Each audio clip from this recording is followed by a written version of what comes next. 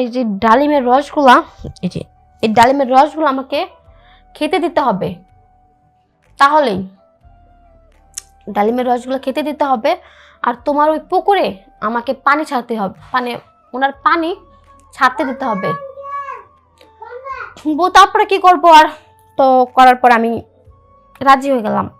রাজি হইনি, চলে গেলাম যে না, আমার ওরকম টাকার দরকার নেই, আমি অন্যভাবে আমার বাবার চিকিৎসা করাবো। কিন্তু মনে করো অনেক জায়গায় আত্মীয় স্বজন সবার কাছে গেছি, কিন্তু কেউ না একটা টাকা দিয়েও কেউ সহযোগিতা করেনি। কি করব, বাবাকে তো বাঁচাতে হবে, আমার বাবা ছাড়া দুনিয়ায় কেউই নাই। পরে বাধ্য হয়ে আবারও মেম্বারের কাছে গেলাম, যার পরে বললাম যে হ্যাঁ, আমি আপনার প্রস্তাবে রাজি আছি। তো সে কি করলো জানেন, আমার এই জাম্বুরা এরকম ভাবে চিপসে, মনে করেন চিপে পুরো রস বের করে ফেলছে। আর মনে করেন ওনার ওই যন্ত্রের পুরো পানিগুলা আমার পুকুরে ছেড়ে দিছে। মানে অনেকটা ভাবেই আমাকে সে করলো। তারপর আমাকে 1 লাখ টাকা দিছে। 1 লাখ টাকা দেওয়ার পরে কোন রকম বাবার চিকিৎসাতে করাইলাম। তো আজকে সবার কাছে একটাই আমার অনুরোধ, দেখেন আজকে আমার লাইফটা কোথায় এসে দাঁড়াইছে। আসসালামু আলাইকুম, সবাই কেমন আছেন? আশা করি সবাই ভালো আছেন, আমিও ভালো আছি। আজকে আমার কিছু কথা আছে আপনাদের সাথে শেয়ার করতে আসলাম। কথাটা কি, আমার মনে করেন বয়সটা দেখতেছি না, আমার বয়স কিন্তু খুবই অল্প। আমার বয়স মাত্র 18 বছর। তো মনে করেন খুব সাধারণ ঘরে আমার বিয়ে হয়েছে। কিন্তু ওই জায়গা থেকে আমার ডিভোর্স হয়ে গেছে। ডিভোর্স হওয়ার পর মনে করেন আমার বাড়িতে কেউ নেই, খালি আমার একটা অসুস্থ বাবা আছে। তো সে ছাড়া আমার ফ্যামিলিতে কেউ নেই। তো ভালোই আমাদের বাবা মেয়ের সংসারটা ভালো যেতেছিল। তো মনে করেন আমাদের গ্রামের যে মানে চেয়ারম্যান ছিল আর কি, মেম্বার কি করলো, মানে এতটা মানুষের এতটা চরিত্রহীন হয়, হয়তো ওনাকে না দেখলে বুঝতেই পারতাম না যে মানুষ এতটা চরিত্রহীন হয়। সে কি করলো, সে ওই মেম্বার মানে প্রত্যেকটা মেয়েকে টাকা ধার দিত। টাকা ধার দিয়ে কি করতো, মনে কর এমনভাবে দিত, মনে করেন 20,000 কাউকে 40,000, কাউকে 50,000, কাউকে 1 লাখ পর্যন্ত দিত। বলতো নিয়ে চলো সমস্যা নেই, নিয়ে চলো সমস্যা নেই। তো এরকম করতে করতে কি করতো, লাভের অ্যাকাউন্টের অঙ্কটা বাড়াই দিত। তো যখন সে ব্যক্তিটা টাকাটা ফেরত না দিতে পারতো না, তাকে কুপ্রস্তাব দিত। বলতো কি যে টাকাটা দেওয়া লাগবে না, যদি তুমি আমার সাথে কিছু করো, আমাকে একটু সুখ সোহাগ শান্তি দাও, তাহলে করা লাগবে না, তোমার টাকাগুলো শোধ হয়ে যাবে।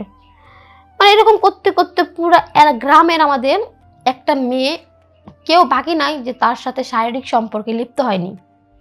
একমাত্র আমি বাকি ছিলাম যে আমি তার কাছে যাইনি। তো মনে করেন আমার বাবার প্রচুর ওষুধ পানি লাগতো। তো হঠাৎ করে না আমার বাবাটা প্রচুর অসুস্থ হয়ে যায়। মানে আমার বাবার 2টা কিডনি ড্যামেজ হয়ে যায়। ডাক্তার বলে কি যে 2টা কিডনি যদি নষ্ট হয়ে যায় তাহলে তো মানুষকে বাঁচানো যায় না। তো আমি ভাবলাম কি যে হয়তো আমার একটা কিডনি বাবাকে দিব, দিয়ে তাকে চিকিৎসা করাবো। কিন্তু ডোনার কি যেন আমি ওগুলো মানে আমি তো অতটা শিক্ষিতও না, ওগুলো বুঝিও না, কম রক্তে না কি যেন তার সাথে আমার ম্যাচিং হয়নি। এগুলো নাকি শ্যুট করা লাগে, শ্যুট ছাড়া হয় না, তাকে আমি আমার কিডনি দান করতে পারবো না। পরে কি করলাম, বাধ্য হয়ে আমি ওই মেম্বারের কাছে গেলাম যে আসলে কি হয়েছে, আমার বাবাটা তো অনেক অসুস্থ, তো আমাকে যদি আপনি কিছু টাকা দিতেন আমি আপনাকে আস্তে আস্তে শোধ করে দিতাম। তো মেম্বার আমাকে সব মেয়েদেরকে যে প্রস্তাবটা দেয় ওদের দিয়ে বলে প্রস্তাব, মানে টাকা যখন না দিতে পারে আমাকে ফার্স্ট টাইমে বলে যে প্রত্যেকটা গ্রামের মেয়ে বউ কেউ বাদ নেই, খালি একমাত্র তুমি বাতাসো। তো আমি সব খোলাখুলি বলি, যদি তোমার টাকা প্রয়োজন হয় তাহলে তোমার এই যে ডালিমের রসগুলা, এই ডালিমের রসগুলো আমাকে খেতে দিতে হবে। তাহলেই ডালিমের রসগুলো খেতে দিতে হবে। আর তোমার ওই পুকুরে আমাকে পানি ছাড়তে হবে, ওনার পানি ছাড়তে দিতে হবে। তারপরে কি করবো আর, তো করার পর আমি রাজি হয়ে গেলাম। রাজি হইনি, চলে গেলাম যে না, আমার ওরকম টাকার দরকার নেই, আমি অন্যভাবে আমার বাবার চিকিৎসা করাবো। কিন্তু মনে করো অনেক জায়গায় আত্মীয় স্বজন সবার কাছে গেছি, কিন্তু কেউ না একটা টাকা দিয়েও কেউ সহযোগিতা করেনি। কি করব, বাবাকে তো বাঁচাতে হবে, আমার বাবা ছাড়া দুনিয়ায় কেউই নাই। পরে বাধ্য হয়ে আবারও মেম্বারের কাছে গেলাম, যাওয়ার পরে বললাম যে হ্যাঁ, আমি আপনার প্রস্তাবে রাজি আছি। তো সে কি করলো জানেন, আমার এই জাম্বুরা এরকম ভাবে চিপসে, মনে করেন চিপে পুরো রস সে বের করে ফেলছে। আর মনে করেন ওনার ওই যন্ত্রের পুরো পানিগুলা আমার পুকুরে ছেড়ে দিছে। মানে অনেকটা ভাবেই আমাকে সে করলো। তারপর আমাকে 1 লাখ টাকা দিছে। 1 লাখ টাকা দেওয়ার পরে কোন রকম বাবা চিকিৎসাটা করাইলাম।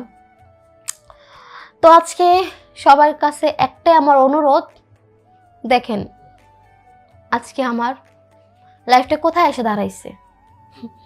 মেয়েদের জীবন মনে এরকমই হয়, তাই না? মেয়েরা সবসময় ছেলেদের লালসার শিকার হতে হয়। তো প্রত্যেকটা বোনকে বলবো, প্রত্যেকটা নারীকে বলবো, আর প্রত্যেকটা ছেলেকে বলবো, ছেলেদের উদ্দেশ্যে বলবো, মেয়ে জাত হচ্ছে মায়ের জাত। মেয়েদেরকে সম্মান দিতে শিখো। তোমরা মেয়েদেরকে অসম্মান করে তাদের জীবনটাকে নষ্ট করে দিও না। তুমি কিন্তু কোনো মেয়ের ঘর থেকে জন্ম নিছো। তো তাই বলতেছি, আর তোমরা বোনেরা আমার মতো এরকম ভুলটা করো না। আমি পরিস্থিতির শিকার হয়ে আমি আজকে এই পথে পা বাড়াইছি। আর কি আর বলবো, আমার জীবনটা নষ্ট হয়ে গেছে। তো এই সব কিছু জেনেও যদি আমাকে কেউ একটা নতুন জীবন দিতে চান, তাহলে অবশ্যই শেয়ার অপশনে 3বার ক্লিক করবেন। 3বার ক্লিক করার পর আমার হোয়াটসঅ্যাপ 2টা নাম্বারই দেওয়া আছে, সেখানে যোগাযোগ করলে আমার সাথে কথা বলতে পারবেন। তো আসসালামু আলাইকুম।